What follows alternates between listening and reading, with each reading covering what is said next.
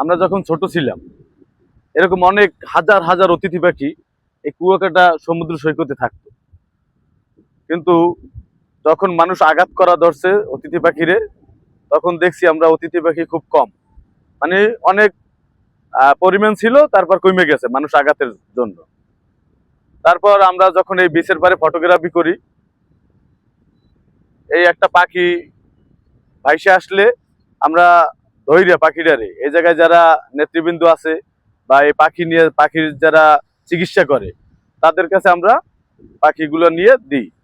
তো আজকের সেম এই পাখিটা এ জায়গায় পানিতে ভাসতে ভাসতে আসছে, হয়তো পাখিটা অসুস্থ বেশি, আইসা এরকম বালির ভিতরে বসছে। তো আমি যাওয়ার পথে দেখি পাখিটা বসে রয়েছে।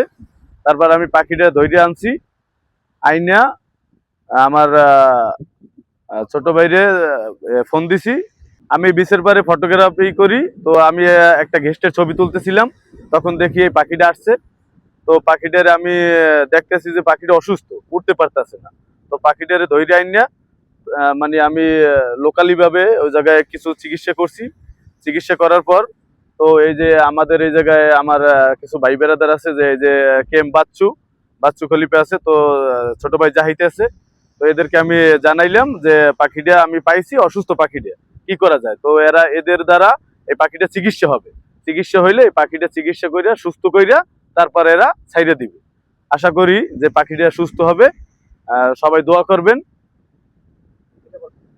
তো আমরা যারা ফটোগ্রাফার আছি, যারা বিচের পারে থাকি, তারা সবসময় ভালো কিছু করার চেষ্টা করি, ভালো কাজ করার চেষ্টা করি। তো পাখি হোক মানুষ হোক, কারো ক্ষতি কেউ না করি। তো আমরা ফটোগ্রাফার যারা আছি এই বিচের পাড়েই হাঁটি সবসময়, বিচের পাড়ে হাঁটতে হাঁটতে অনেক কিছু পাই। তো আজকের ওই যেমন এই পাখিটাই পাইছি, এই পাখিটারে আমরা ধৈর্য নিয়ে চিকিৎসা করছি কিছু, মানে আমার মতো যেটা করার আমি করছি।